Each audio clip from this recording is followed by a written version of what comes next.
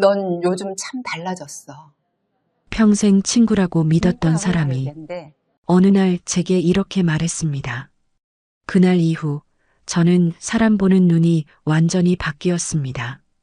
나이 들어서 진짜 친구를 알아보는 법, 오늘은 그 이야기를 해보려 합니다. 어느 겨울이었습니다. 아침에 일어나는데 몸이 영 이상했어요. 어지럽고 기운이 하나도 없더라고요. 그냥 감기겠지. 처음엔 대수롭지 않게 생각했습니다. 나이 들면 몸이 원래 이런 거라고 여겼죠. 그런데 이틀째 되던 날 화장실 가다가 그만 쓰러지고 말았습니다. 급하게 병원에 실려갔고 의사 선생님은 당분간 입원하셔야겠습니다라고 했어요. 혈압도 높고 몸 상태가 좋지 않다는 거였죠. 병실에 누워 있으니 참 외로웠습니다. 천장만 멍하니 바라보고 있으면 이상하게 서러운 생각이 들더라고요. 자식들한테는 괜찮다고 걱정하지 말라고 했습니다. 바쁜데 무슨 짐을 더 지우겠어요. 그렇게 혼자 버티고 있었죠. 사흘째 되던 날이었을 겁니다. 병실 문이 열리는 소리가 들렸어요. 누군가 조용히 들어오는 발소리. 고개를 돌렸더니 웬 사람이 귤한 상자를 들고 서 있더군요. 순자야? 깜짝 놀랐습니다. 순자는 5년 전쯤 서울로 이사간 뒤로 가끔 명절에만 연락하던 친구였거든요. 괜찮다더니 얼굴이 왜 이래? 순자는 귤 상자를 침대 옆 탁자에 놓고는 의자를 끌어당겨 제 곁에 앉았습니다. 어떻게 알았어? 동네 순이한테 들었어. 내가 입원했다고. 순자는 아무렇지 않게 말했지만 저는 그 순간 눈물이 날 것 같았습니다. 서울에서 여기까지 2시간은 좋게 걸립니다. 게다가 순자도 무릎이 안 좋아서 오래 앉아 있는 것도 힘들어하는 사람인데 미안해. 괜히 오느라 힘들었을 텐데. 뭐가 미안해. 친구 아파 죽겠다는데 가만히 있어? 순자는 귤을 하나 까서 제 입에 넣어 주었습니다. 이거 달아. 먹어봐. 귤이 입안에서 톡 터지는 순간 제 마음도 같이 터질 것 같았습니다. 사실 그동안 참 많은 사람들한테 연락을 받았어요. 카톡으로 괜찮아? 빨리 나 이런 메시지들. 고마운 마음은 있었지만 이상하게 그 말들이 제 마음까지는 안 닿더라고요. 그런데 순자는 달랐습니다. 아무 말도 안 했어요. 그냥 귤 상자 들고 와서 옆에 앉아 있어 준 거예요. 너 점심은 먹었어? 순자가 물었습니다. 응, 병원 밥 먹었어. 맛없지? 내가 내일 미역국 좀 끓여올게. 에이, 그러지 마. 멀기도 한데. 뭐가 멀어? 나 내일도 올 거야. 그렇게 순자는 제가 퇴원할 때까지 사흘을 계속 병원에 왔습니다. 말은 많이 안 했어요. 그냥 옆에 앉아서 같이 TV도 보고 병원복도 산책도 함께 다녔죠. 퇴원하는 날 제가 순자한테 물었습니다. 순자야, 고마워. 근데 너 회사는 어떻게 했어? 연차 냈지. 뭐? 아니, 연차를 다 쓰다니. 친구 아파 죽겠다는데 회사가 뭐가 중요해. 그 말에 제 눈에서 눈물이 주르륵 흘렀습니다. 그때 깨달았어요. 진짜 친구는 괜찮아? 라고 100번 문자 보내는 사람이 아니라 아무 말 없이 귤 한 상자 들고 와주는 사람이라는 걸. 말이 많은 사람보다 조용히 와서 옆에 있어주는 사람. 나이 들어서야 알았습니다. 그게 진짜 따뜻한 사람이라는 걸. 지금도 가끔 순자한테 전화하면 이렇게 말해요. 야, 그때 정말 고마웠어. 그러면 순자는 웃으며 말합니다. 또 그 얘기야? 친구 사이에 무슨. 그게 바로 순자예요. 자기가 한 일을 대단한 것처럼 말하지 않는 사람. 그런 친구가 한 명이라도 있다면 그 인생은 충분히 따뜻한 인생이 아닐까요? 젊을 땐 친구가 많을수록 든든했습니다. 30대, 40대 때만 해도 모임이 일주일에 서너 개는 됐어요. 학교 동창, 동네 친구, 취미 모임, 교회 친구들, 핸드폰 연락처에 이름만 수백 개. 생일 때마다 축하 메시지가 쏟아지고 명절에는 안부 전화에 손이 아플 지경이었죠. 그때는 그게 자랑이었습니다. 나 친구 많아 하는 게 뭔가 대단한 것 같았거든요. 그런데 60이 넘어서부터였을까요? 뭔가 달라지기 시작했습니다. 모임에 나가도 예전처럼 즐겁지가 않았어요. 억지로 웃고 억지로 맞장구 치고 집에 돌아오면 오히려 피곤했습니다. 나만 이런가? 처음엔 제가 이상한 건가 싶었어요. 나이 들어서 사람 만나는 게 귀찮아진 건가? 그런데 그게 아니더라고요.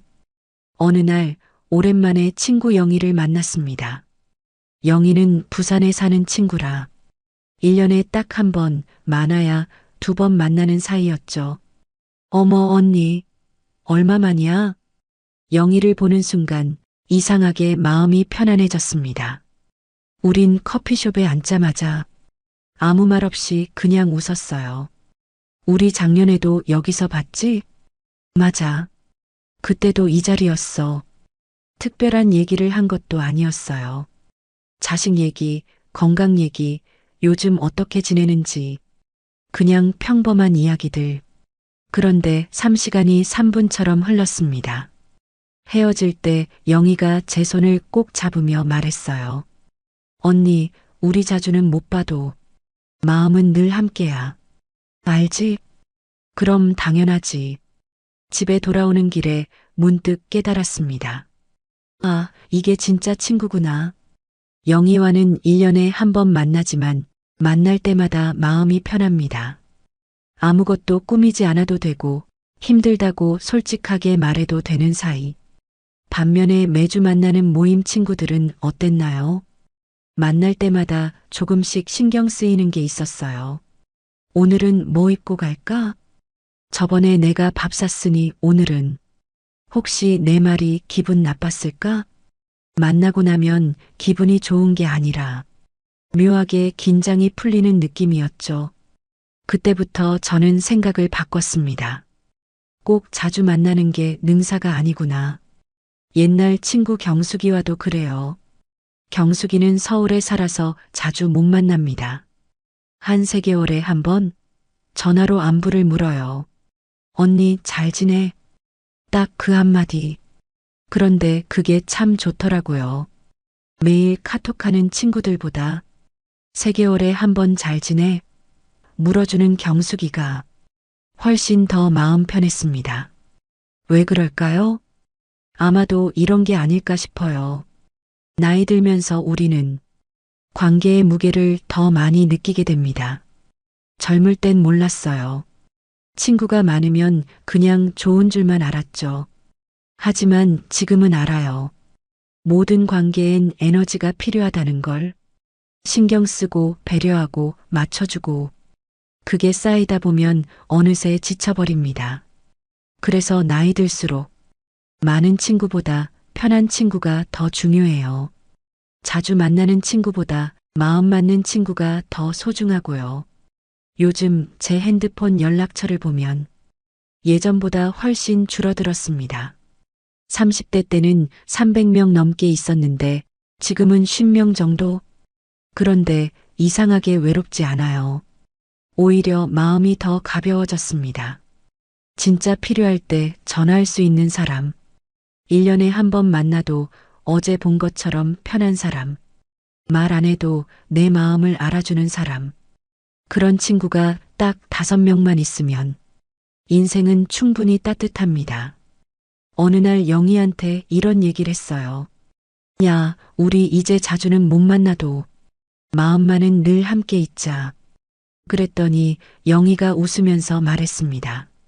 언니, 그게 진짜 우정 아니야? 나이 들면 자주 보는 게 중요한 게 아니라 마음이 통하는 게 중요한 거지. 맞는 말이었습니다. 젊을 땐 친구 수를 세웠다면 나이 들어선 친구의 깊이를 느낍니다. 그게 바로 우정의 법칙이 달라지는 순간이더라고요. 여러분도 그렇지 않으신가요? 자주 못 만나도 연락 못 해도 그 사람 생각만으로 마음이 따뜻해지는 친구. 그런 친구가 한 명이라도 있다면 그게 바로 축복입니다. 그 친구와는 20년을 함께 웃고 울었습니다. 이름을 명숙이라고 할게요. 명숙이와 저는 40대 초반에 처음 만났어요. 아이들 유치원이 같아서 자연스럽게 친해졌죠. 처음엔 그냥 학부모 모임에서 인사하는 사이였는데 어느 날 명숙이가 먼저 말을 걸었습니다. 언니 애랑 우리 애랑 친하대요. 한번 같이 밥 먹을래요? 그렇게 시작된 인연이었습니다. 명숙이는 참 좋은 친구였어요. 제가 힘들 때 제일 먼저 달려와 주는 사람이었고, 속상한 일 있으면 밤새 전화로 얘기 들어주던 사람이었죠. 저도 명숙이한테 그랬고요. 명숙이 시어머니 돌아가셨을 때 장례식장에서 3일 밤을 함께 지샜습니다. 언니 없었으면 어쩔 뻔했어. 명숙이는 그때 제 손을 꼭 잡고 울었어요. 우린 정말 자주 만났습니다. 하루에도 몇 번씩 전화하고 일주일에 3번은 커피숍에서 만났죠. 서로 집안일까지 다 알고 지냈어요. 명숙이 남편이 술 먹고 늦게 들어온 날도 알고 제 큰딸이 시험 몇 점 받았는지도 알고 그게 당연한 줄 알았습니다. 친구란 원래 그런 거라고 생각했으니까요. 그런데 언제부터였을까요? 명숙이가 조금씩 달라지기 시작했습니다. 제가 전화하면 요즘 바빠서라는 말이 많아졌고 만나자고 하면 다음에라는 대답이 늘어났어요. 처음엔 정말 바쁜가 보다 싶었습니다. 명숙이도 나이 들면서 챙겨야 할 게 많아졌을 테니까요. 그래서 조금 참았어요. 내가 너무 자주 연락하나? 부담스러울 수도 있겠다. 그렇게 3개월쯤 지났을까요? 어느 날 오랜만에 명숙이를 만났습니다. 동네 카페에서 차를 마시는데 제가 요즘 힘든 일을 털어놨어요. 명숙아, 나 요즘 잠이 안 와. 밤만 되면 이것저것 생각나서 뒤척이고. 그랬더니 명숙이가 말했습니다. 언니, 요즘 왜 이렇게 예민해졌어? 그 순간 이상하게 가슴이 철렁했습니다. 예민해졌다고? 응. 전에는 안 그랬잖아. 요즘 뭔가 작은 일에도 예민하게 반응하는 것 같아. 명숙이는 웃으면서 말했어요. 농담처럼 가볍게. 그런데 저는 웃을 수가 없었습니다. 예민해졌다는 그 말이 왜 그렇게 마음을 찔렀는지 모르겠어요. 집에 돌아오는 내내 그 말이 머릿속을 맴돌았습니다. 내가 예민해진 걸까? 처음엔 제 탓을 했어요. 나이 들면서 성격이 까칠해진 건 아닌가. 명숙이 말이 맞을 수도 있다고 생각했죠. 그런데 며칠이 지나도 그 말이 계속 아팠습니다. 왜 아팠을까요? 곰곰이 생각해 봤어요. 명숙이는 제가 왜 잠을 못 자는지 물어보지 않았습니다. 무슨 일이 있었는지, 왜 힘든지, 어떻게 도와줄 수 있는지 그 어떤 것도 묻지 않았어요. 그냥 예민해졌다고만 했죠. 그때 깨달았습니다. 명숙이의 그 말은 저를 걱정해서 한 말이 아니었어요. 귀찮아서 던진 말이었습니다. 너 요즘 좀 피곤하게 구네. 그만 좀 해. 속뜻은 그런 거였던 것 같아요. 20년 동안 함께 울고 웃었던 사이인데 이제는 제 힘든 얘기가 부담스럽고 귀찮은 일이 된 거죠. 그 후로 명숙이한테 연락을 끊지는 않았어요. 하지만 예전처럼 속마음을 털어놓지는 않게 됐습니다. 요즘 어때? 응, 잘 지내. 너는? 나도. 겉으로만 안부를 묻는 사이가 됐죠. 한동안 서운했습니다. 20년이나 함께 했는데 이렇게 멀어지는 게 믿기지 않았거든요. 그런데 시간이 지나면서 오히려 마음이 편해지더라고요. 아, 명숙이는 나한테 그 정도였구나. 인정하고 나니까 오히려 후련했습니다. 그리고 깨달았어요. 오래 알았다고, 자주 만났다고, 그게 진짜 친구는 아니라는 걸. 진짜 친구는 내가 힘들 때 왜 이렇게 예민해? 라고 말하는 사람이 아니라 무슨 일 있어? 라고 먼저 물어주는 사람이더라고요. 내 말이 귀찮은 게 아니라 내 아픔이 자기 일처럼 느껴지는 사람. 그런 사람이 진짜 친구였습니다. 명숙이와의 인연을 후회하지는 않아요. 20년 동안 함께 웃었던 순간들은 진짜였으니까요. 다만 이제는 알아요. 모든 인연에는 때가 있다는 걸. 어떤 인연은 평생 가고 어떤 인연은 여기까지만 가는 거더라고요. 그게 슬프지만 그게 현실입니다. 요즘은 명숙이 생각이 나면 이렇게 중얼거려요. 그래도 좋은 시절이었어. 고마웠어. 미워하지 않습니다. 그냥 이제는 다른 길을 가는 사람일 뿐이에요. 여러분도 혹시 그런 친구 있으신가요? 평생 갈 거라고 믿었는데 어느 순간 낯설어진 사람. 그 사람을 미워하지 마세요. 다만 이제는 조금 멀리서 바라보시면 됩니다. 진짜 친구는 따로 있으니까요. 65살의 저는 새로운 도전을 시작했습니다. 바로 유튜브 채널이었어요. 이 나이에 유튜브라니. 처음엔 저도 반신반의했습니다. 컴퓨터도 서툴고 영상 만드는 것도 낯설고. 그런데 어느 날 손자가 제게 말했어요. 할머니 이야기 재밌는데 유튜브에 올리면 많은 사람들이 좋아할 것 같아요. 그 말에 용기를 얻었습니다. 그래, 한번 해볼까? 처음 영상을 올렸을 때는 손이 떨렸던 기억이 납니다. 클릭 한번 하는데도 한참이 걸렸죠. 이거 맞나? 제대로 올라간 건가? 손자가 옆에서 도와줬어요. 할머니, 잘하셨어요. 이제 사람들이 보게 될 거예요. 며칠 후 조회수가 조금씩 늘어나기 시작했습니다. 10명, 20명, 10명. 별거 아닌 숫자였지만 제게는 세상을 얻은 것 같았어요. 내 이야기를 누군가 들어주는구나. 신기하고 뿌듯하고 설렜습니다. 그래서 친한 친구들에게 자랑하고 싶었어요. 평소에 제 이야기를 제일 잘 들어주던 사람들이니까요. 모임에 나가서 조심스럽게 말했습니다. 있잖아, 나 요즘 유튜브 시작했어. 잠시 정적이 흘렀습니다. 그리고 누군가 웃으며 말했어요. 어머, 언니가 유튜브를? 그 나이에 그런 걸 해서 뭐해? 다른 친구도 거들었습니다. 요즘 젊은 애들도 힘들어 죽겠다는데 우리가 무슨.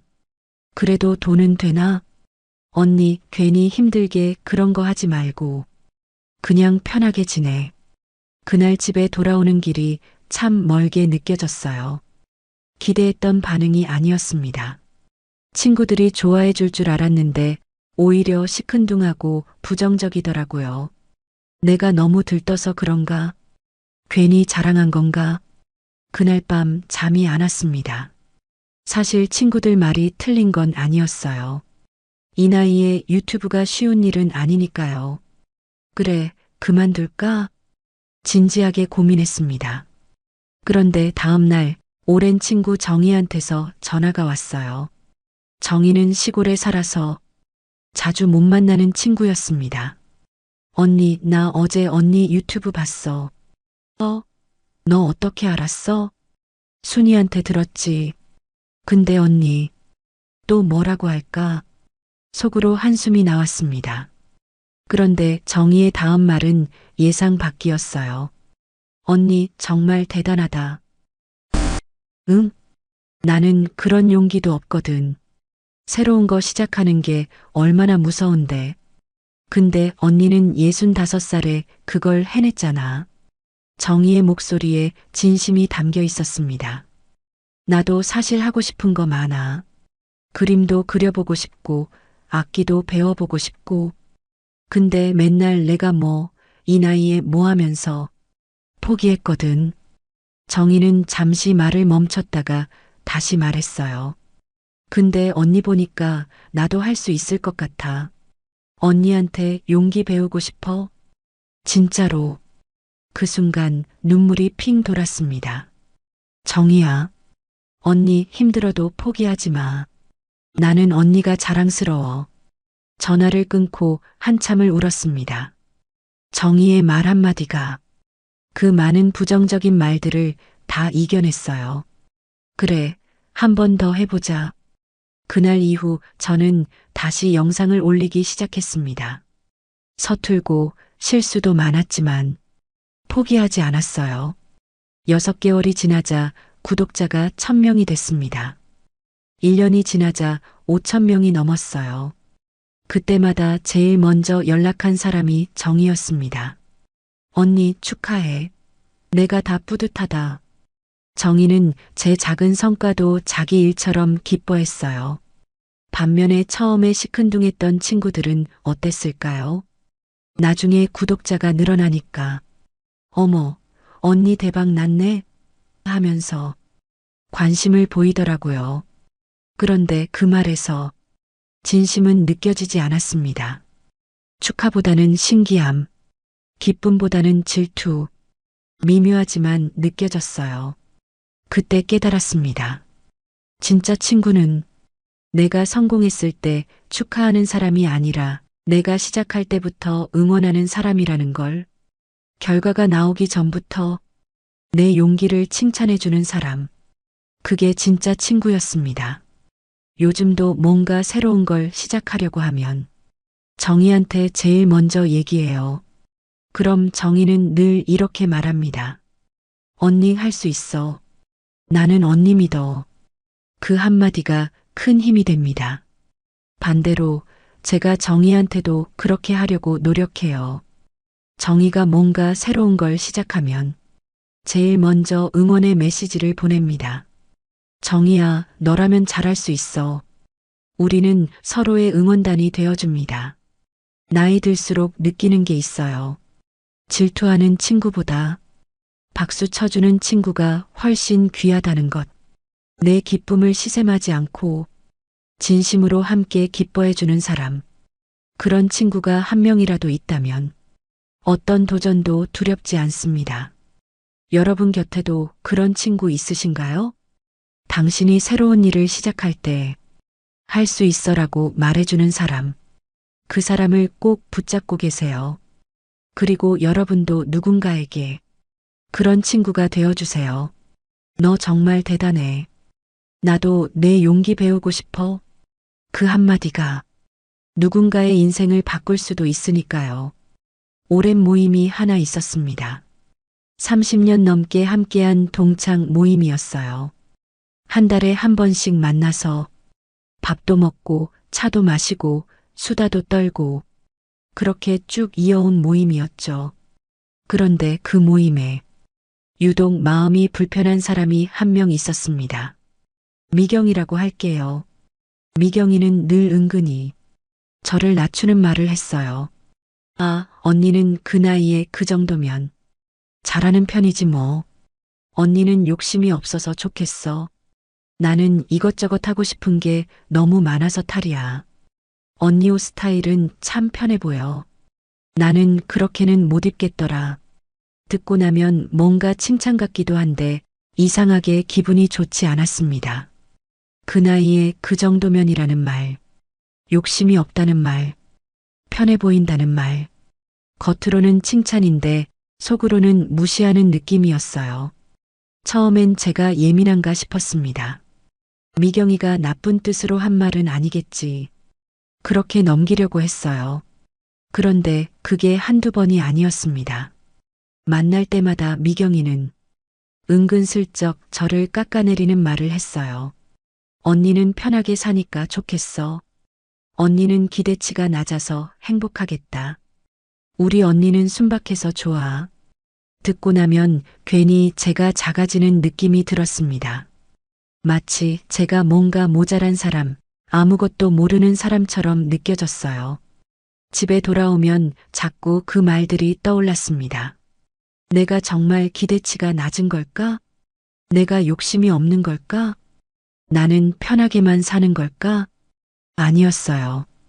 저도 열심히 살고 있었습니다. 저도 꿈이 있고 하고 싶은 게 있었어요. 다만 미경이처럼 과시하지 않았을 뿐이죠. 그런데 왜 미경이는 저를 그렇게 무시하는 걸까요? 곰곰이 생각해 봤습니다. 아마도 미경이는 자기가 우위에 서고 싶었던 것 같아요. 누군가를 낮춰야 자기가 높아 보이니까요. 그래서 늘 저를 타깃으로 삼았던 거죠. 어느 날 모임에서 제가 말했습니다. 나 요즘 새로운 취미 배우고 있어. 수채화인데 참 재밌더라. 그랬더니 미경이가 웃으며 말했어요. 어머, 언니가 그림을? 언니 나이에 새로 배우기 힘들 텐데 대단하네. 또 그 말투였습니다. 언니 나이에라는 말.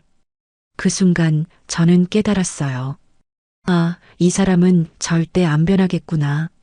30년을 알고 지냈지만 미경이는 늘 이런 식이었어요. 그리고 그날 결심했습니다. 이제 그만 만나자. 다음 달 모임에 나가지 않았습니다. 그 다음 달에도 그 다음 달에도 처음엔 사람들이 전화했어요. 언니, 왜 안 나와? 무슨 일 있어? 아니, 요즘 좀 바빠서. 거짓말이었습니다. 그냥 더 이상 미경이를 보고 싶지 않았어요. 몇몇 친구들은 서운해했습니다. 우리 30년 넘게 만났잖아. 언니 없으니까 허전해. 미안했어요. 다른 친구들은 좋은 사람들이었으니까요. 그런데 제 마음이 더 중요했습니다. 미경이 한 명 때문에 모임 갈 때마다 긴장하고 집에 와서도 상처받고 그게 더 이상 견딜 수 없었어요. 모임을 끊고 나니 마음이 한결 가벼워졌습니다. 더 이상 누군가의 말에 제 자존감이 흔들리지 않았어요. 그리고 깨달았습니다. 친구는 나를 편하게 만드는 사람이지 작게 만드는 사람이 아니라는 걸. 나를 존중하지 않는 관계는 아무리 오래되어도 굳이 지킬 필요가 없다는 걸. 섭섭해하는 친구들한테는 따로 연락했습니다. 미안해. 그 모임은 이제 안 나갈 것 같아. 대신 우리 둘이 가끔 만나자. 그렇게 진짜 좋은 친구들과는 따로 만나기 시작했어요. 미경이는 없지만 오히려 더 편하고 즐거운 시간이었습니다. 나이 들어서 배운 교훈이 있어요. 모든 관계를 지킬 필요는 없다는 것. 나를 소모시키는 사람, 나를 무시하는 사람, 나를 불편하게 만드는 사람. 그런 사람과는 거리를 두는 게 오히려 현명합니다. 오래 알았다고, 자주 만났다고, 그게 의무는 아니에요. 내 마음이 편한 게 가장 중요합니다. 여러분도 혹시 그런 사람 있으신가요? 만나고 나면 기분이 묘하게 나쁜 사람, 나를 은근히 무시하는 사람, 그 사람과의 관계 한번 정리해 보세요. 용기가 필요하지만 정리하고 나면 마음이 훨씬 가벼워집니다. 나를 존중하는 사람들과만 시간을 보내세요. 그게 나이 들어서 스스로를 지키는 방법입니다. 친구 선영이와는 50년을 알고 지냈습니다. 중학교 때부터 친구였으니까요. 선영이는 참 좋은 친구였어요. 밝고 재미있고 의리도 있고 젊을 땐 정말 많이 웃고 다녔던 사이였죠. 그런데 나이가 들면서 선영이가 조금씩 달라지기 시작했습니다. 제가 뭔가 좋은 일이 생기면 선영이의 반응이 미묘했어요. 그래, 잘 됐네. 말은 축하인데 표정은 그렇지 않았습니다. 처음엔 제가 오해하는 줄 알았어요. 그런데 몇 번 더 겹치니까 확실히 느껴지더라고요. 제가 손자 자랑을 하면 선영이는 자기 손자 자랑으로 맞받았고, 제가 여행 다녀온 얘기를 하면 선영이는 자기는 더 좋은 곳 다녀왔다고 했어요. 제가 건강검진 결과가 좋게 나왔다고 하면 선영이는 자기는 의사한테 칭찬받았다고 했고요. 늘 비교하고 늘 경쟁하고 그게 점점 심해졌습니다. 그러다가 결정적인 순간이 왔어요. 제가 유튜브 채널이 잘 되기 시작했을 때였습니다. 구독자도 늘고 댓글도 많이 달리고 어느 날 선영이가 제게 전화했어요. 야, 너 요즘 잘 나가더라. 유튜브 대박 났다면서? 아니야, 그 정도는 아니고. 나도 좀 자극받았어. 솔직히 그 말에 가슴이 철렁했습니다. 자극받았다는 말. 축하가 아니라 질투였어요. 전화를 끊고 한참을 생각했습니다. 이제 선영이도 끊어야 하나? 앞서 말했던 미경이처럼 선영이도 정리해야 하는 걸까? 50년 우정이지만 이렇게 질투하는 사람과 계속 친구로 지낼 수 있을까? 며칠을 고민했어요. 그런데 문득 이런 생각이 들었습니다. 선영이는 미경이와 다르지 않나? 미경이는 저를 무시했어요. 은근히 깎아내리고 작게 만들었죠. 그런데 선영이는 달랐습니다. 질투는 했지만 제 뒤에서 나쁜 말을 하지는 않았어요. 오히려 다른 사람들한테는 우리 친구 대단해하고 자랑했다는 얘기를 들었습니다. 그리고 제가 정말 힘들었을 때 선영이가 가장 먼저 달려왔던 기억도 났어요. 몇 년 전 제가 남편과 크게 싸워서 밤새 울었던 날이 있었습니다. 그때 새벽 2시에 선영이한테 전화했어요. 선영아, 나 너무 힘들어. 선영이는 잠결에도 지금 갈게 하고 바로 달려왔습니다. 그날 밤을 함께 지새우며 제 이야기를 다 들어줬어요. 그런 선영이었습니다. 질투는 하지만 미워하지는 않는 사람. 부러워하지만 해코지는 하지 않는 사람. 그래서 생각했어요. 완전히 끊을 필요는 없겠다. 대신 거리를 조금 조정하기로 했습니다. 예전처럼 자주 만나지는 않았어요. 한 달에 2번 만나던 걸 2~3달에 1번으로 줄였죠. 그리고 제 좋은 소식은 선영이한테 먼저 말하지 않았습니다. 물어보면 대답은 하되 굳이 자랑하지는 않았어요. 그렇게 거리를 두니까 오히려 관계가 편해졌습니다. 선영이도 제가 너무 자주 연락하지 않으니까 덜 부담스러워하는 것 같았어요. 어느 날 선영이가 먼저 연락했습니다. 야, 나 요즘 뭐 하나 시작했어. 너 보고 자극받아서. 뭔데? 사진 배우기로 했어.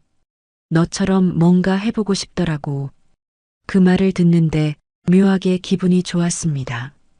제 질투가 선영이한테 나쁜 영향만 준 건 아니었구나. 오히려 자극이 되어서 선영이도 뭔가 도전하게 만들었구나. 잘했다. 사진 재밌을 거야. 응. 근데 너무 어렵네. 하. 그날 통화는 편안했어요. 예전처럼 경쟁하는 느낌이 없었습니다. 그제야 깨달았어요. 질투가 꼭 나쁜 것만은 아니라는 걸. 질투는 때로는 미움이 아니라 관심의 다른 얼굴일 수도 있어요. 선영이는 저를 질투했지만 그건 제가 미워서가 아니었습니다. 부러웠던 거죠. 그리고 그 부러움이 선영이를 움직이게 만들었어요.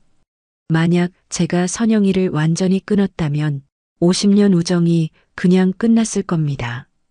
하지만 거리를 조정하니까 우정은 계속 이어지면서도 서로 편해졌어요. 모든 불편한 관계를 다 끊을 필요는 없다는 걸 배웠습니다.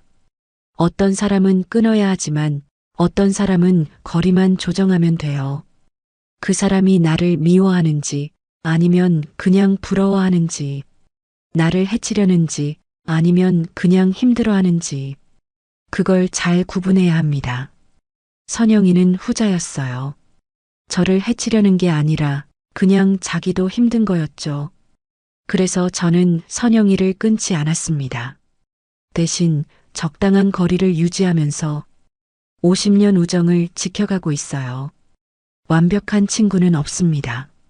질투도 하고 실수도 하고 서운하게도 하죠.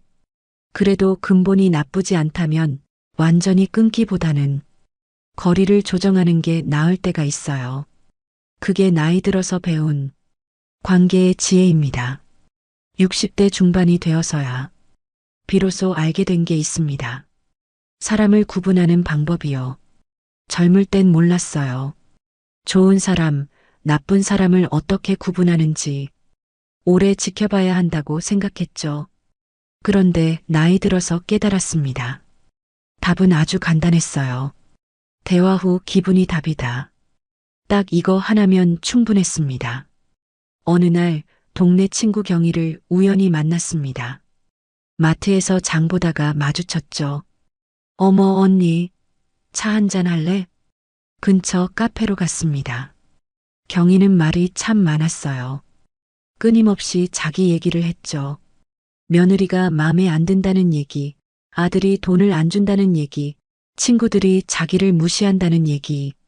1시간 내내 경희의 불평불만만 들었습니다. 저는 중간중간 맞장구만 쳤어요. 그래, 힘들겠다. 아이고, 속상하겠네. 경희는 제 얘기는 한 번도 물어보지 않았습니다. 언니는 요즘 어때? 건강은 괜찮아? 그런 질문 하나 없었어요. 1시간 반을 그렇게 있다가 집에 돌아왔습니다. 현관문을 열고 들어서는데 갑자기 온몸이 축 늘어지더라고요. 아, 피곤해. 이상했어요. 그냥 앉아서 차만 마셨는데 왜 이렇게 피곤할까? 그리고 마음이 묘하게 무거웠습니다. 침대에 누워서 생각했어요. 왜 이렇게 기분이 안 좋지? 경희가 나쁜 말을 한 것도 아니고 저한테 상처를 준 것도 아닌데 그냥 만나고 나니 기분이 안 좋았어요. 머리는 멍하고 마음은 무겁고 기운은 다 빠지고 그제야 깨달았습니다. 아, 이 사람이 내 에너지를 다 빨아간 거구나. 경희는 나쁜 사람이 아니에요. 고의로 저를 힘들게 한 것도 아니고요. 그런데 경희와 있으면 제 에너지가 소모됐습니다. 경희의 부정적인 말들, 끝없는 불평불만, 일방적인 대화.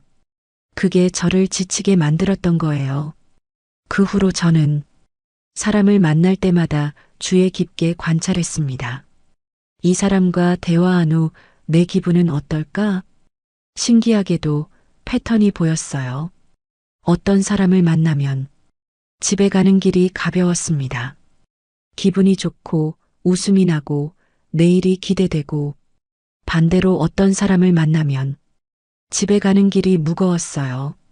기운이 빠지고 마음이 답답하고 혼자 있고 싶고 순자를 만나고 나면 마음이 따뜻했어요. 정의를 만나고 나면 용기가 났고요. 하지만 경희를 만나고 나면 피곤했죠. 그때 이런 기준을 세웠습니다. 만나고 나서 기분이 좋아지는 사람은 만나고 기분이 나빠지는 사람은 거리를 두자. 간단하지만 명확한 기준이었어요. 그 후로 경희한테 연락이 오면 핑계를 대고 만나지 않았습니다. 미안해. 오늘은 약속이 있어서. 처음엔 미안했어요. 내가 너무 이기적인 건가? 하지만 이기적인 게 아니었습니다. 나를 지키는 거였어요. 나이가 들수록 남은 에너지가 많지 않습니다. 건강도 예전 같지 않고 체력도 떨어지고 감정도 쉽게 소모되죠. 그러니까 더욱더 나를 소모시키는 사람과는 거리를 둬야 했어요. 나를 채워주는 사람들과 시간을 보내는 게 맞았습니다. 복잡하게 생각할 필요 없어요. 그 사람의 학벌, 그 사람의 재산, 그 사람의 외모 다 중요하지 않습니다. 중요한 건 단 하나. 나와 함께 있을 때 내 기분이 어떤가. 그것만 보면 됩니다. 함께 있으면 괜히 피곤해지고 대화 후엔 마음이 무거워지는 사람. 그게 바로 신호예요. 이 사람은 나한테 해가 된다. 아무리 오래 알았어도 아무리 자주 만났어도 그 사람이 나를 소모시킨다면 그건 인연이 아니라 짐입니다. 이제 저는 확실히 압니다. 좋은 사람을 구분하는 방법은 머리로 판단하는 게 아니라 가슴으로 느끼는 거예요. 대화 후 당신의 기분, 그게 바로 답입니다. 여러분도 한번 생각해 보세요. 최근에 만난 사람들 중에 누구는 만나고 나서 기분이 좋았고, 누구는 만나고 나서 기분이 안 좋았는지, 그걸 잘 관찰하세요. 그리고 기분 나쁘게 만드는 사람과는 조금씩 거리를 두세요. 미안해할 필요 없습니다. 당신의 마음을 지키는 것, 그게 가장 중요하니까요. 나이 들어서 배운 가장 큰 지혜. 내 기분을 믿어라. 그게 나를 지키는 첫 번째 방법입니다. 70이 넘어서 깨달은 게 있습니다. 평생 좋은 친구를 찾아 헤맸는데 정작 중요한 건 따로 있었더라고요. 좋은 친구를 만나는 것보다 내가 먼저 그런 사람이 되는 것. 그게 진짜 답이었습니다. 돌이켜보면 제가 많이 섭섭해했어요. 왜 아무도 내 생일을 챙겨주지 않을까? 왜 아무도 먼저 연락하지 않을까? 왜 나한테는 이런 친구가 없을까? 늘 받기만 바랐던 것 같습니다. 그런데 어느 날 문득 이런 생각이 들었어요. 나는 친구들한테 뭘 해줬지? 곰곰이 생각해 봤습니다. 친구 생일을 챙긴 적이 있나? 친구한테 먼저 연락한 적이 있나? 친구가 힘들 때 달려간 적이 있나? 부끄럽게도 별로 없었습니다. 저도 늘 바쁘다는 핑계로 친구들한테 소홀했던 거죠. 그날 이후 저는 달라지기로 했습니다. 내가 먼저 하자. 가장 먼저 한 일은 친구들 생일을 달력에 다 적어 놓는 것이었어요.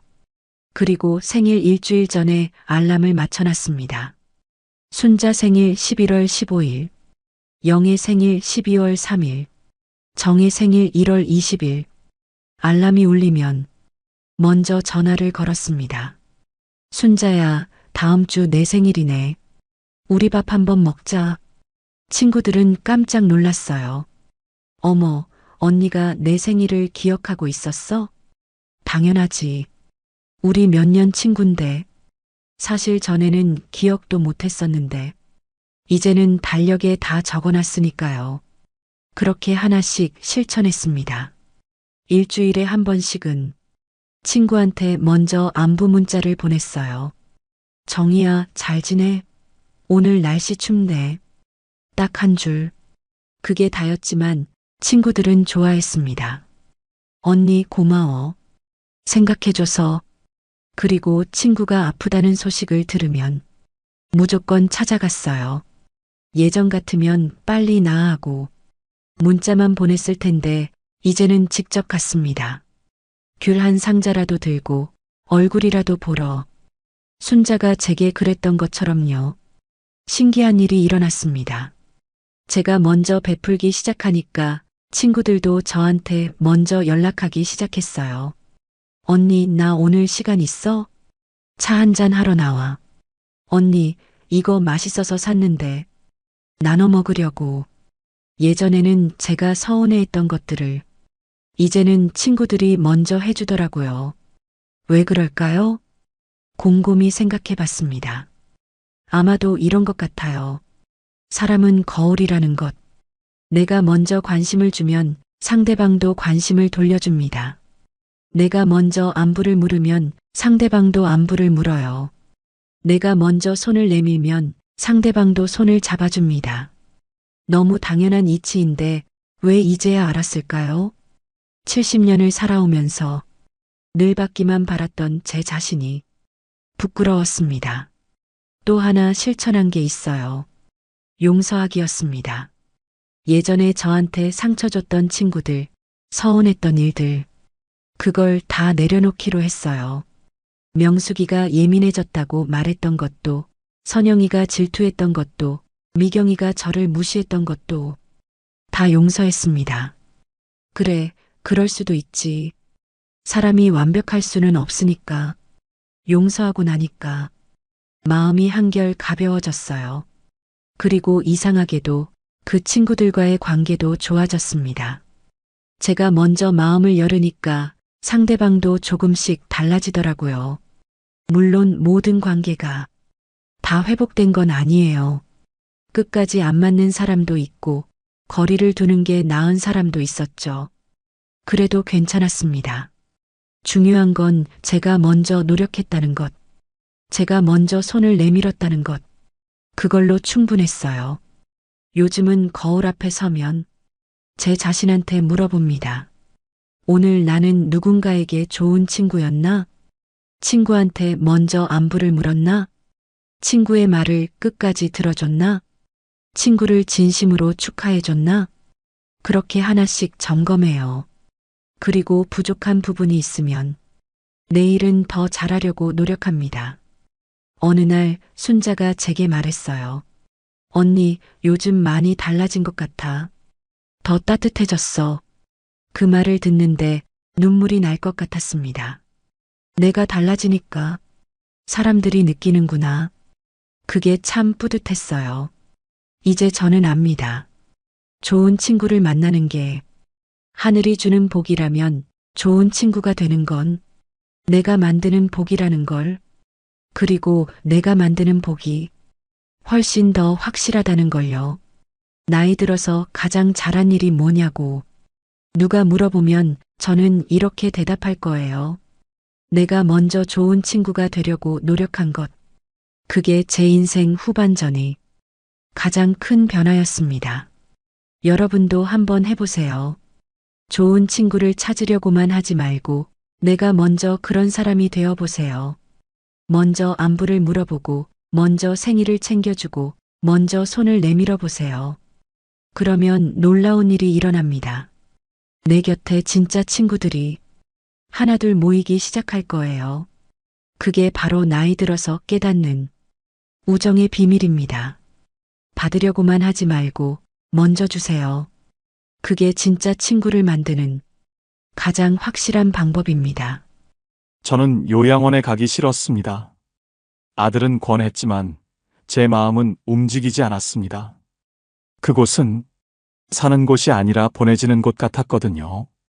그러던 어느 날 이웃이 말했습니다. 요양원 말고 월 10만 원으로 갈 수 있는 곳이 있대요. 처음엔 믿지 않았습니다. 그런 곳이 어디 있어? 하지만 지금 저는 그곳에서 살고 있습니다. 혼자이지만 외롭지 않은 곳, 돌봄을 받지만 존중받는 곳. 요즘 많은 어르신들이 이곳으로 몰리고 있습니다. 오늘 제 이야기를 들어주시겠습니까? 새벽 5시 반, 눈이 떠집니다. 알람도 안 맞췄는데 습관처럼 눈이 떠요. 나이 들면 다 이렇다고 하더군요. 잠이 필요한 나이에 잠이 안 오고 할 일 없는 아침에 일찍 일어나니까요. 천장을 보다가 옆을 봤습니다. 아내 자리는 여전히 비어 있습니다. 2년이 지났는데 아직도 침대 한쪽만 씁니다. 반쪽은 그냥 비워둡니다. 치울 용기가 안 나서요. 커튼을 열었더니 환한 햇살이 쏟아져 들어옵니다. 창밖엔 벌써 사람들이 바쁘게 움직이고 있습니다. 출근하는 사람, 운동하는 사람, 학교 가는 아이들, 모두 어디론가 가고 있더군요. 저만 여기 서서 그 모습을 보고 있었습니다. 유리창 하나를 사이에 두고요. 부엌으로 갔습니다. 냉장고 문을 열었습니다. 김치통 하나, 계란 2개, 우유 1팩.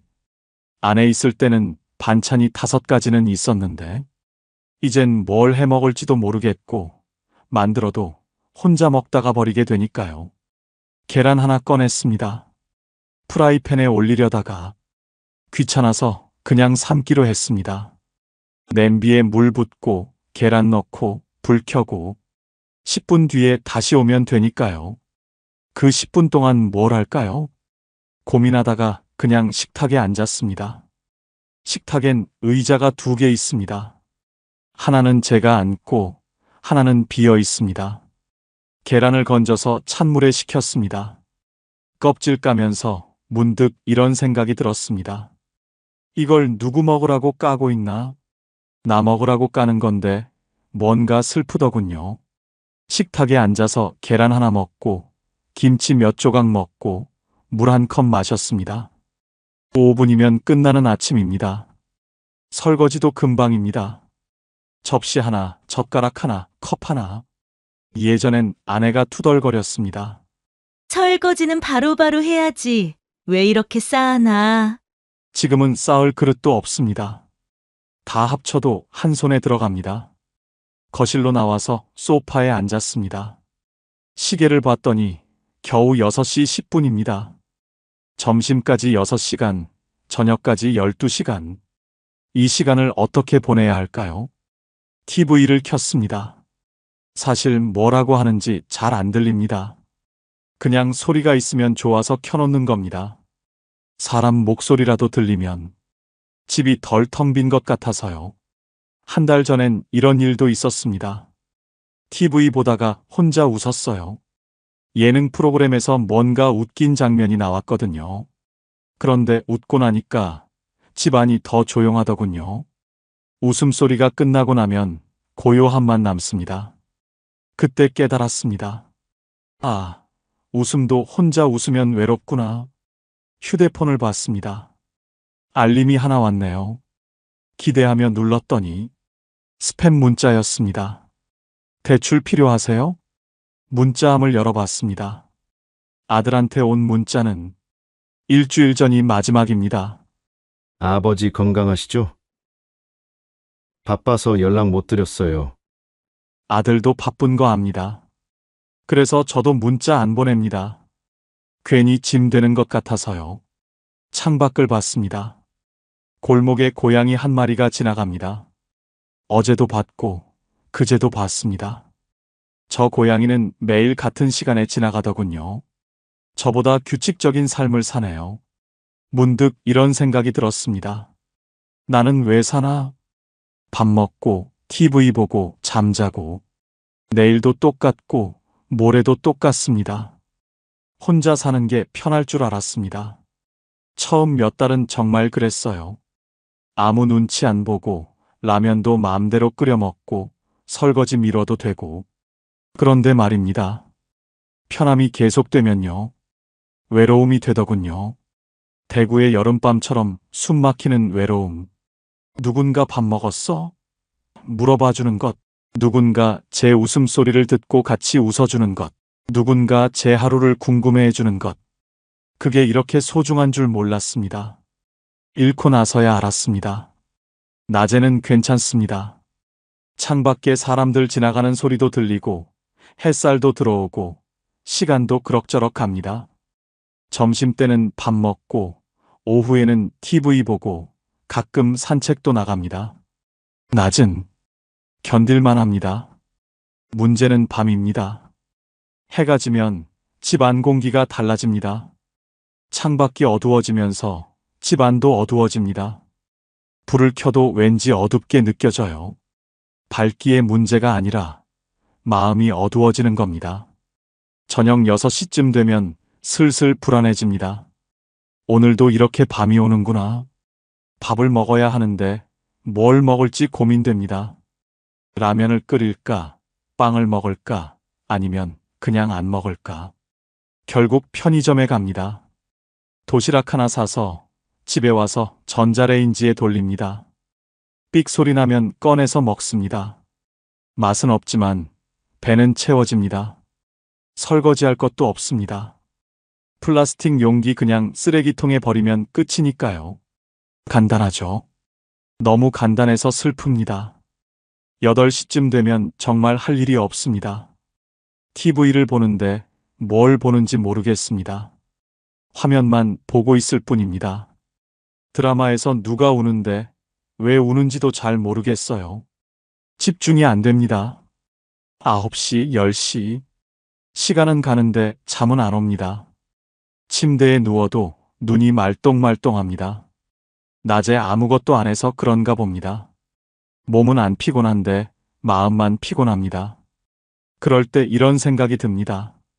지금 내가 쓰러지면 누가 알까? 지난달에 이런 일이 있었습니다. 아래층 할머니가 돌아가셨어요. 3일 만에 발견됐습니다. 신문이 문 앞에 쌓여 있는 걸 보고 관리사무소에서 문을 열었대요. 그 얘기 듣고 나서 밤마다 무서워졌습니다. 나도 저렇게 되는 건 아닐까? 그 뒤로 습관이 생겼습니다. 휴대폰은 항상 침대 옆에 둡니다. 충전기에 꽂아놓고 화면이 보이게 놓아둡니다.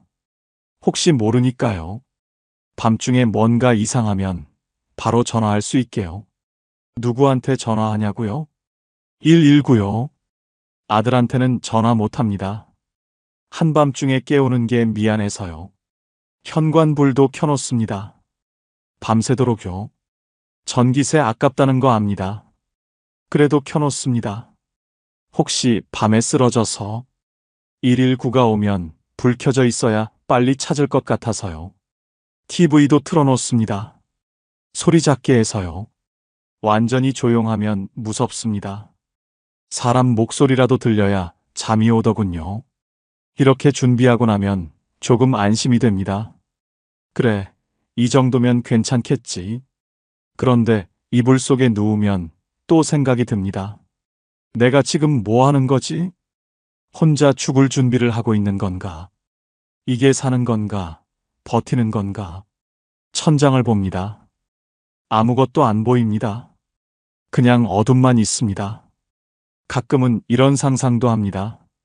내가 지금 쓰러지면 아들이 달려올까? 아마 회사 일 마무리하고 아이들 재우고 그러고 나서 올 거예요. 다음 날 아침쯤? 아니, 연락이 안 되면 그날 밤에 올 수도 있겠죠. 그런데요. 그게 아들 잘못이 아닙니다. 아들도 자기 인생이 있으니까요. 저도 젊을 때 그랬어요. 부모님보다 회사 일이 아이들이 먼저였으니까요. 그래서 더 슬픕니다. 누구를 원망할 수도 없으니까요. 시계를 봤습니다. 밤 11시. 아직도 잠이 안 옵니다. 옆집에서 소리가 들립니다. 문 닫는 소리, 발소리, 물 내리는 소리. 누군가 살고 있다는 소리입니다. 그 소리가 위로가 됩니다. 나 혼자만 깨어 있는 건 아니구나. 12시쯤 되면 옆집도 조용해집니다. 다들 잠드나 봅니다. 저만 누워서 천장을 보고 있습니다. TV에서 심야 영화가 나옵니다. 뭔지도 모르고 봅니다. 눈만 뜨고 있을 뿐입니다. 1시, 2시. 그렇게 시간이 갑니다.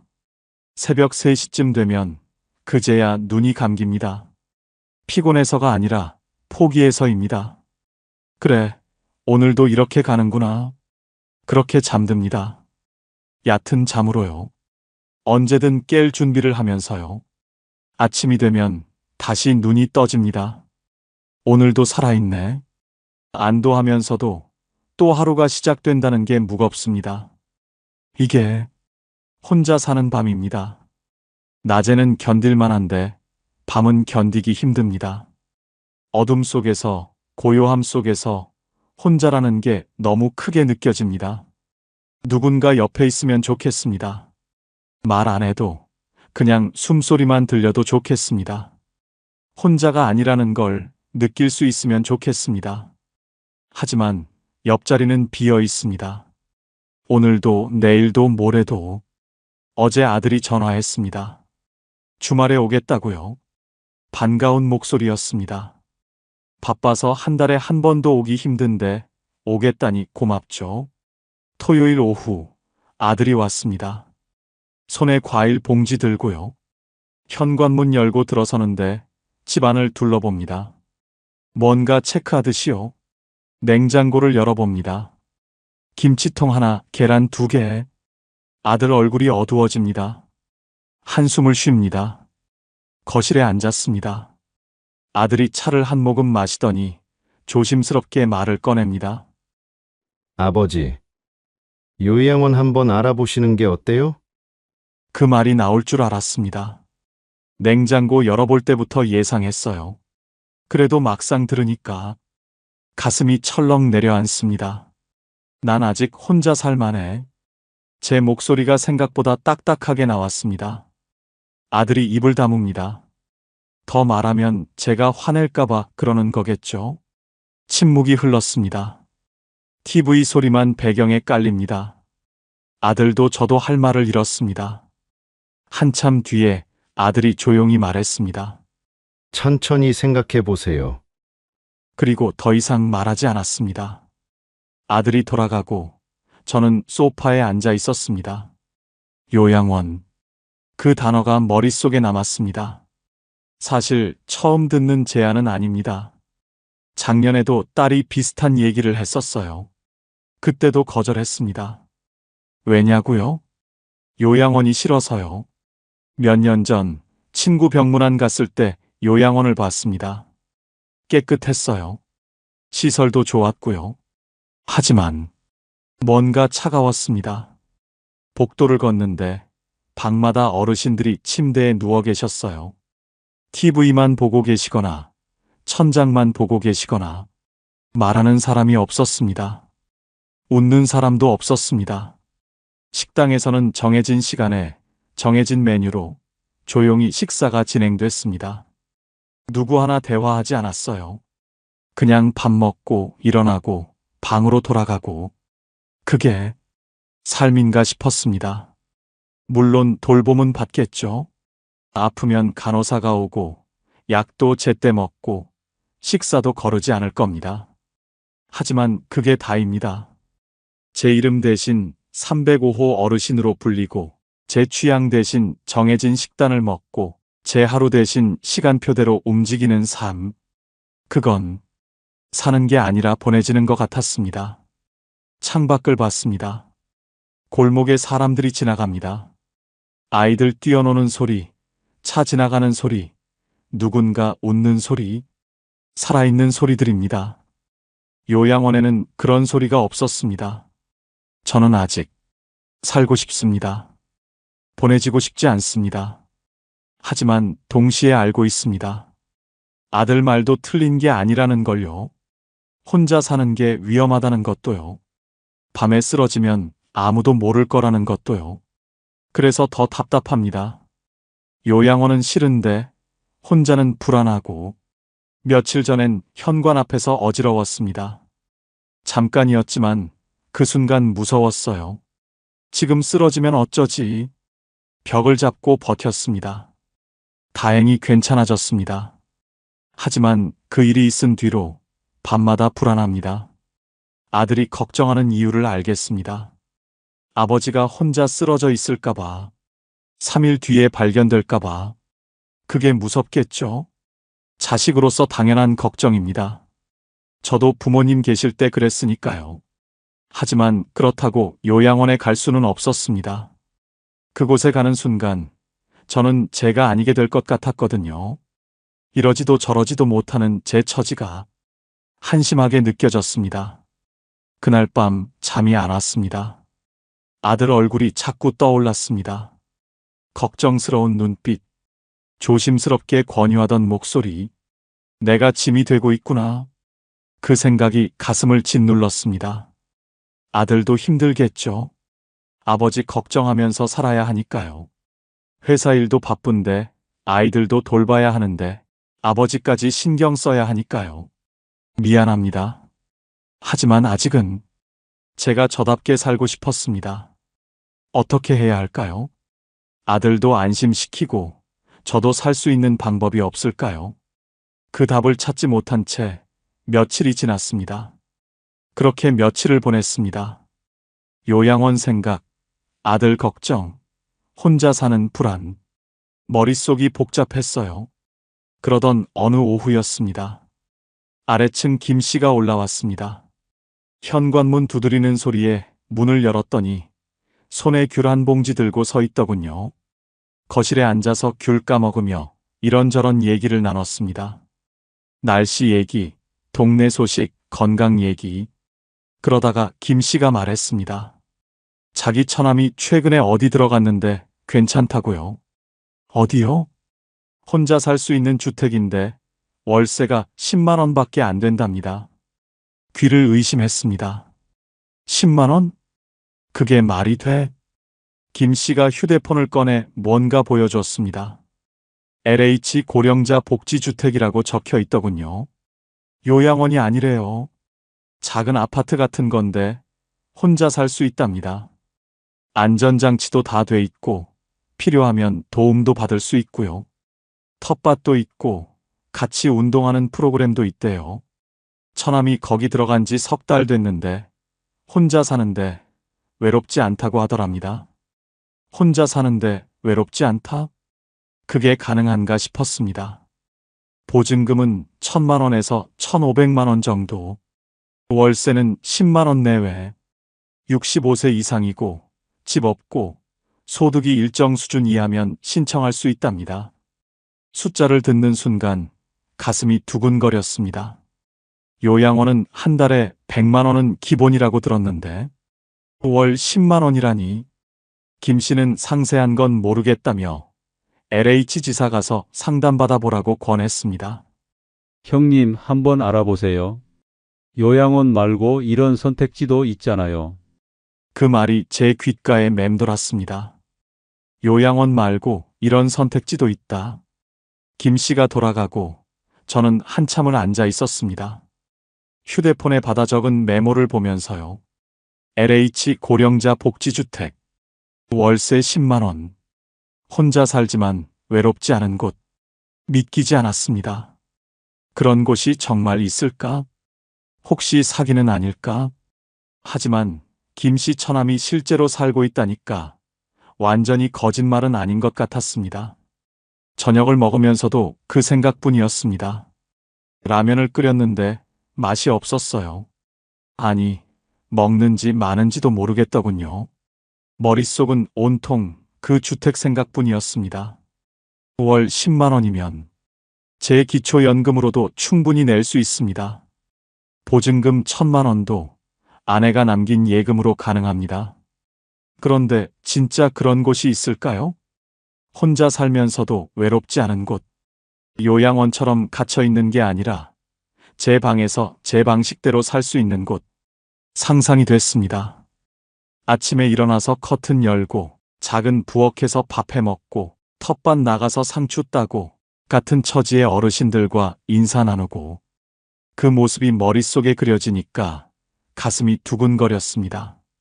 오랜만에 느끼는 감정이었습니다. 기대감이요. 혼자 집에 있을 때는 내일이 두려웠습니다. 또 똑같은 하루가 올 거라는 게 무서웠어요. 요양원 생각할 때는 절망뿐이었습니다. 거기 가는 순간 제 인생이 끝나는 것 같았거든요. 하지만 이 주택은 달랐습니다. 새로운 시작 같았습니다. 끝이 아니라 또 다른 삶의 시작. 그날 밤 잠이 안 왔습니다. 평소와는 다른 이유로요. 불안해서가 아니라 기대돼서였습니다. 침대에 누워서 천장을 봤습니다. 어둠 속에서도 뭔가 빛이 보이는 것 같았어요. 내일 LH 지사 가봐야지. 그렇게 마음먹었습니다. 망설여졌습니다. 혹시 제가 조건이 안 되면 어떡하지? 혹시 대기자가 너무 많으면 어떡하지? 혹시 김 씨가 잘못 알고 있는 거면? 하지만 그래도요. 알아보기라도 해야겠다 싶었습니다.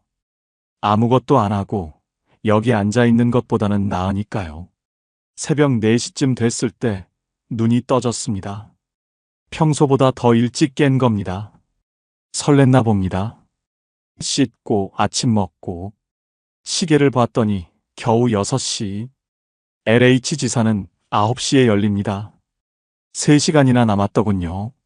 소파에 앉아서 휴대폰만 들여다봤습니다. LH 고령자 복지주택 검색해봤어요. 진짜 있더군요. 정부에서 만든 거래요. 사진도 봤습니다. 깨끗한 건물, 작은 방, 공동 텃밭. 사진만 봐도 마음이 흔들렸습니다. 댓글도 읽어봤습니다. 여기 살고 있는데 괜찮아요. 월세 부담 없어서 좋습니다. 혼자지만 외롭지 않아요. 그 글들이 제게 용기를 주었습니다. 그래, 나도 한번 해보자. 8시 반쯤 집을 나섰습니다. 조금 일찍 가는 거였지만 집에 더 있으면 너무 초조할 것 같았거든요. 버스를 타고 LH 지사로 향했습니다. 창밖 풍경을 보면서 생각했습니다. 만약 정말 들어갈 수 있다면, 만약 정말 그런 곳에서 살 수 있다면, 상상만으로도 가슴이 벅찼습니다. 오랜만에 느끼는 희망이었습니다. 버스에서 내려 건물을 올려다봤습니다. LH 한국토지주택공사. 문은 아직 닫혀 있었지만 저는 그 앞에 서서 기다렸습니다. 손이 떨렸습니다. 긴장돼서가 아니라 떨려서였습니다. 이제 곧 알게 되겠지. 내가 갈 수 있는 곳인지 아닌지. 9시가 되자 문이 열렸습니다. 저는 깊게 숨을 들이마시고 안으로 들어갔습니다. 건물 안으로 들어갔습니다. 로비는 생각보다 넓었어요. 안내 데스크가 보이고 의자들이 줄지어 있었습니다. 번호표를 뽑았습니다. 제일 먼저 와서 1번. 업무 시작 직전 의자에 앉아서 기다렸습니다. 손이 축축했어요. 긴장됐습니다. 내가 조건이 될까? 혹시 안 된다고 하면 어쩌지? 옆에 앉은 할머니 한 분이 혼잣말을 하고 계셨습니다. 벌써 2년째 기다리고 있는데. 2년이요? 가슴이 철렁했습니다. 그렇게 오래 기다려야 하나? 하지만 동시에 이런 생각도 들었습니다. 2년을 기다릴 만큼 좋은 곳이라는 뜻 아닐까? 그렇지 않다면 누가 그렇게 오래 기다리겠어요? 한번 고객님, 일어서서 상담 데스크로 갔습니다. 젊은 여자 직원이 환하게 웃으며 맞아주었습니다. 어떻게 오셨어요? 고령자 복지주택. 그거 알아보러 왔습니다. 목소리가 떨렸어요. 직원이 서류를 꺼내며 친절하게 설명하기 시작했습니다. 만 65세 이상이어야 하고, 집이 없어야 하고, 소득이 일정 기준 이하여야 한답니다. 저는 올해 72입니다. 집도 없어요. 월세로 살고 있거든요. 소득은 국민연금이 전부입니다. 직원이 계산기를 두드리더니 고개를 끄덕였습니다. 조건이 된답니다. 그 말을 듣는 순간 가슴이 뛰었습니다. 정말요? 제가요? 직원이 계속 설명했습니다.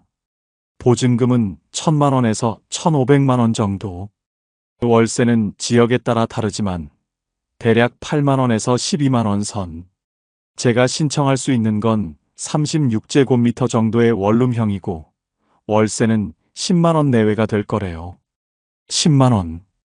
제 연금으로 충분히 낼 수 있는 금액입니다. 그럼 정말 들어갈 수 있다는 말씀이신가요? 제 목소리에 떨림이 묻어나왔습니다. 직원이 부드럽게 웃으며 대답했습니다. 네, 신청하실 수 있어요. 다만 지역별로 대기자가 있어서 정확한 입주 시기는 신청 후에 안내드릴 수 있어요. 대기 기간은 지역마다 다르고 일반 신청자는 보통 1년에서 2년 정도 기다립니다. 2년. 긴 시간이긴 합니다. 하지만 그래도 괜찮았어요. 어차피 지금도 혼자 살고 있는데 2년 더 버티면 되는 거 아닙니까? 게다가 직원이 말했습니다. 국가유공자나 기초생활수급자, 장애인 같은 경우는 우선순위로 빨리 들어갈 수 있습니다. 빠르면 6개월, 늦어도 1년 안에 연락이 옵니다. 저는 국가유공자는 아니지만 기초생활수급자도 아니고 일반 신청자입니다. 그래도 괜찮습니다. 기다릴 수 있어요. 직원이 필요한 서류를 알려줬습니다. 주민등록등본, 가족관계증명서, 소득증명서류, 건강보험료 납부 확인서도 필요합니다. 대부분 인터넷으로 발급받으실 수 있어요. 어르신, 인터넷 사용 가능하세요? 아들한테 부탁하면 됩니다. 직원이 안내 책자를 건네줬습니다. 거기에 자세한 내용이 다 적혀 있더군요. 저는 그 책자를 꼭 움켜쥐었습니다. 손에 땀이 났어요. 오늘 바로 신청하시겠어요? 잠깐 망설였습니다. 서류를 준비해야 하니까요. 하지만 직원이 말했습니다. 온라인으로도 신청 가능하고 서류는 나중에 제출해도 됩니다. 일단 신청 접수부터 해두는 게 좋아요. 그럼 오늘 신청하겠습니다. 제 목소리가 떨렸습니다. 기대감과 불안감이 뒤섞인 떨림이었어요. 직원이 컴퓨터 화면을 보여주며 하나하나 입력을 도와줬습니다. 이름, 주민등록번호, 주소, 연락처. 마지막에 제출 버튼을 누르는 순간 화면에 접수 완료 메시지가 떴습니다. 접수 완료되셨어요. 접수증 드릴게요. 직원이 건네준 종이 한 장. 거기에 제 이름과 접수 번호가 적혀 있었습니다. 그 종이를 받아드는 순간 눈시울이 뜨거워졌습니다. 참았습니다. 여기서 울면 안 되니까요. 하지만 가슴 한쪽이 벅차올랐습니다. 감사합니다. 그 말밖에 못했습니다. 직원이 환하게 웃으며 대답했습니다. 연락 기다려주세요. 좋은 소식 전해드릴게요. LH 지사를 나왔습니다. 햇살이 눈부셨어요. 손에는 접수증과 안내 책자가 들려 있었습니다. 버스 정류장으로 걸어가면서 저는 접수증을 몇 번이고 들여다봤습니다. 정말 신청했구나. 정말 기회가 생긴 거구나. 집으로 돌아오는 길 발걸음이 가벼웠습니다. 오랜만에 느끼는 감정이었어요. 희망이요. 집에 도착해서 소파에 앉았습니다. 접수증을 식탁 위에 올려두고 한참을 바라봤습니다. 요양원 말고 다른 길이 있었습니다. 혼자이지만 외롭지 않을 수 있는 곳, 돌봄을 받지만 존중받을 수 있는 곳, 그곳에 갈 수 있다면 제 노후가 달라질 수 있을 것 같았습니다. 아들한테 전화했습니다. 얘야, 아버지가 오늘 좋은 데 알아봤다. 그날이 왔습니다. 입주 날짜가 적힌 문자를 받은 게 일주일 전이었어요. 생각보다 빨랐습니다.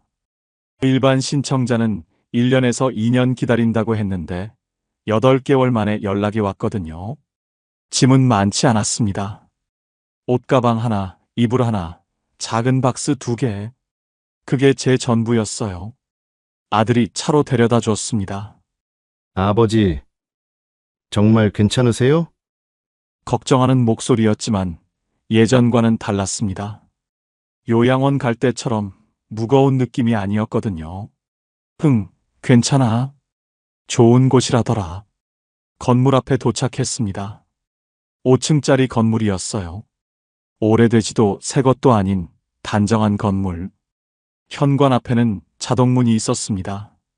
제가 다가서자 윙하는 소리와 함께 문이 열렸어요. 로비는 환했습니다. 천장에 밝은 조명이 켜져 있고 바닥은 깨끗하게 닦여 있었습니다. 벽에는 안전 손잡이가 붙어 있고 구석에는 비상벨도 보였어요. 게시판에는 안내문들이 붙어 있었습니다. 텃밭 가꾸기 모임, 건강체조 교실, 이달의 생일 잔치. 그걸 보는 것만으로도 마음이 조금 풀렸습니다. 관리 직원이 나와서 짐을 받아들며 안내해 주었습니다. 엘리베이터를 타고 3층으로 올라갔습니다. 어르신 방은 304호예요. 복도는 조용했습니다.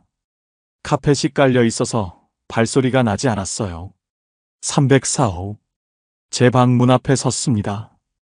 열쇠를 받아서 문을 열었습니다. 방은 작았습니다. 하지만 깨끗했어요. 창문으로 햇살이 들어오고 있었습니다.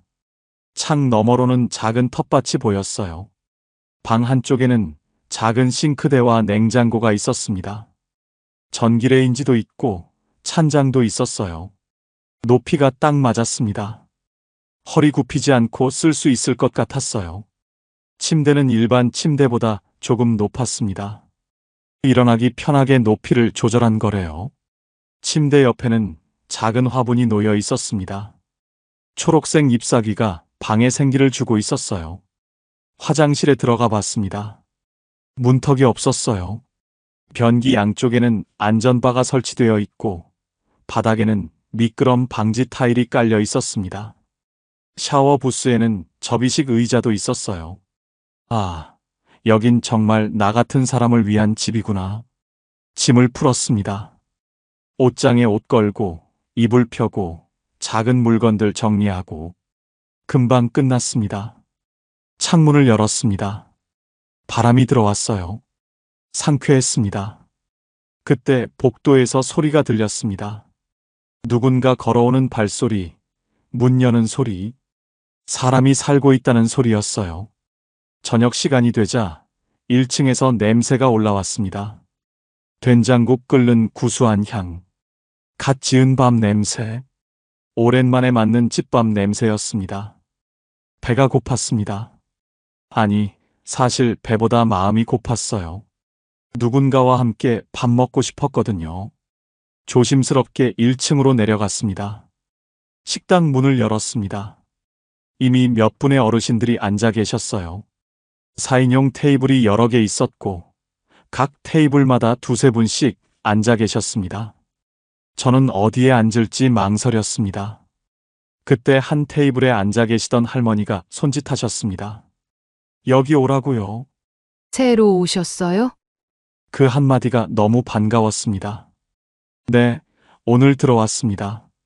그러셨구나. 식사하셨어요?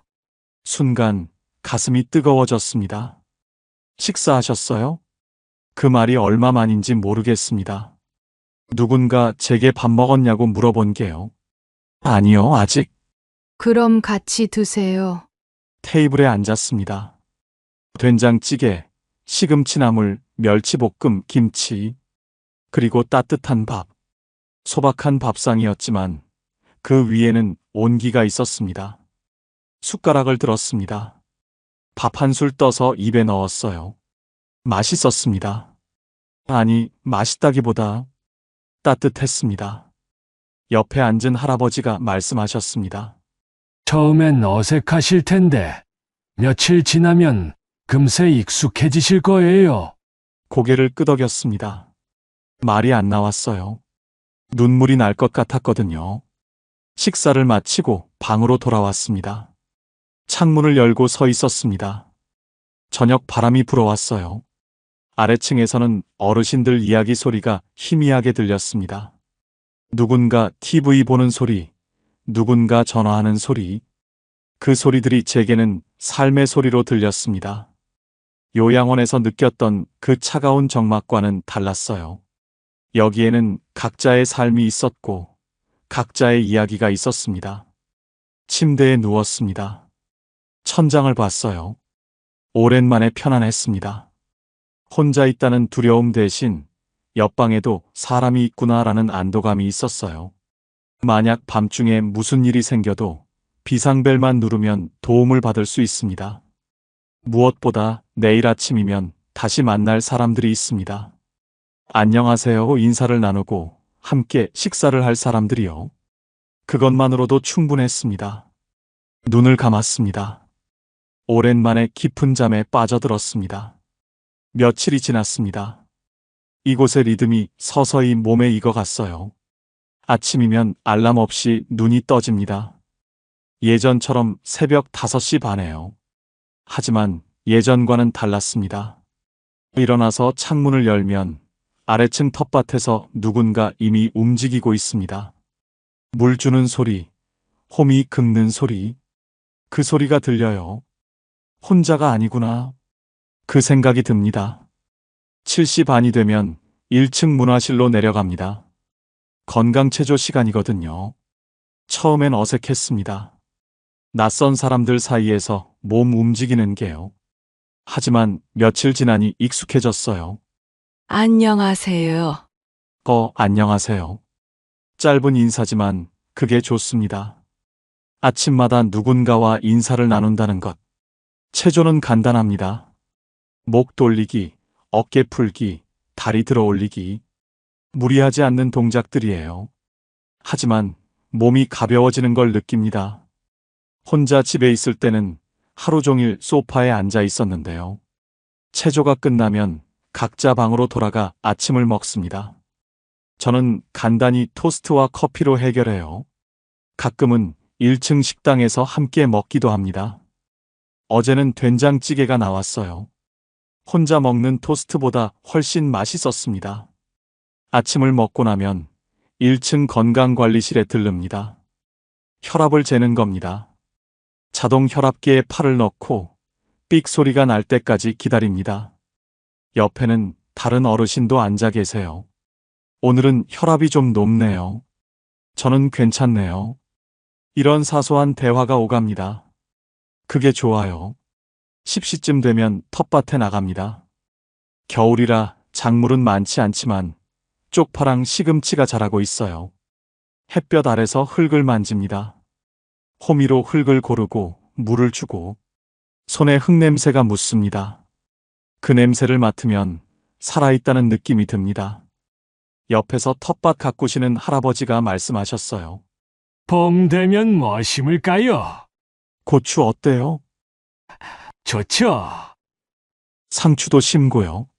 내년 봄 이야기를 합니다. 그게 신기했어요.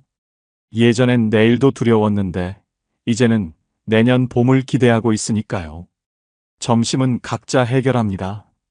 저는 간단히 라면 끓여 먹거나 빵 사다 먹어요. 혼자 먹지만 외롭지 않습니다. 벽 너머에서 누군가 설거지하는 소리가 들리거든요. 오후에는 할 일이 없습니다. 그래서 그냥 방에서 쉬거나 1층 로비에 내려가요. 로비에는 늘 어르신 몇 분이 계십니다. 신문 보시거나 바둑 두시거나 그냥 앉아서 이야기 나누시거나 저도 그 옆에 앉습니다. 말 안 해도 괜찮아요. 그냥 사람들 사이에 있다는 것만으로도 좋으니까요. 저녁이 되면 공동 식당에 갑니다. 매일은 아니지만 일주일에 서너 번은 가요. 같은 테이블에 앉는 분들이 정해져 가고 있습니다. 말 없이도 자리를 비워줍니다. 오늘 반찬 괜찮네요. 날씨가 추워졌어요. 짧은 대화지만 그게 제 하루를 채웁니다. 어제는 이런 일도 있었습니다. 복도에서 할머니 한 분과 마주쳤는데 그분이 말씀하셨어요. 304호 어르신, 요즘 표정이 밝아지셨네요. 순간 뜨끔했습니다. 제가 그렇게 변했나? 방에 돌아와서 거울을 봤어요. 확실히 달라진 것 같았습니다. 얼굴에 생기가 돌고 주름도 덜 깊어 보였어요. 정말 이렇게 달라질 수 있구나. 밤이 되면 방에 누워 창문을 봅니다. 커튼 사이로 달빛이 들어오고 바람이 불어와요. 아래층에서는 여전히 사람들 소리가 들립니다. TV 소리, 전화 통화 소리, 물 내리는 소리. 그 소리들이 저를 안심시킵니다. 혼자가 아니라는 증거니까요. 침대에 누워서 생각합니다. 혼자 집에 있을 때는 시간이 안 갔습니다. 아침부터 저녁까지 하루가 너무 길었어요. 요양원 생각할 때는 절망뿐이었습니다. 거기 가는 순간 제 인생이 끝나는 것 같았거든요. 하지만 이곳은 달랐습니다. 혼자 살지만 외롭지 않습니다. 돌봄을 받지만 존중받습니다. 제 방에서 제 방식대로 살아갑니다.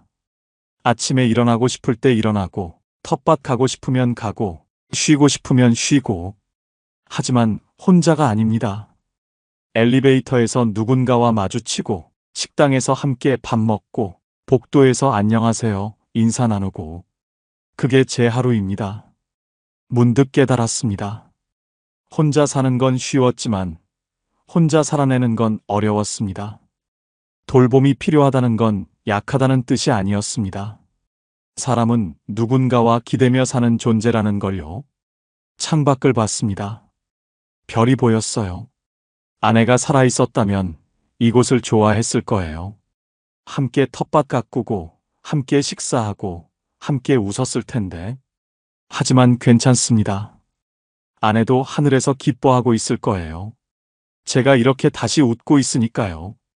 눈을 감았습니다. 내일 아침이면 다시 누군가와 안녕하세요 인사를 나눌 겁니다. 체조도 하고, 텃밭도 가고, 밥도 함께 먹을 거예요. 그 생각만으로도 마음이 따뜻해집니다. 이제는 말할 수 있습니다. 괜찮다. 이렇게 사는 것도 참 괜찮다. 저는 요양원 말고 다른 길을 찾았습니다. 월 10만 원으로 사람답게 살아갈 수 있는 곳을요. 혹시 저처럼 혼자 사시면서 외로우신 분, 요양원은 가기 싫은데 방법을 모르시는 분, 이 이야기가 작은 도움이 되길 바랍니다. LH 고령자 복지주택. 만 65세 이상 무주택 어르신이면 신청하실 수 있습니다. 소득은 도시근로자 가구 평균 이하면 되고요. 보증금은 1,000만 원에서 1,500만 원, 월세는 10만 원 내외입니다. 국가유공자나 기초생활수급자는 우선순위로 빠르게 들어갈 수 있습니다. 일반 신청자는 1년에서 2년 정도 기다리시면 됩니다. LH 청약센터 온라인으로 신청하시거나 가까운 LH 지사 방문하셔서 상담받으시면 됩니다. 노후는 두렵습니다. 하지만 포기할 필요는 없습니다. 요양원만 있는 줄 알았는데 이런 선택지도 있더군요. 저는 지금 혼자이지만 외롭지 않습니다. 돌봄을 받지만 존중받습니다. 이곳에서 저는 다시 웃을 수 있었습니다. 여러분도 괜찮아질 겁니다.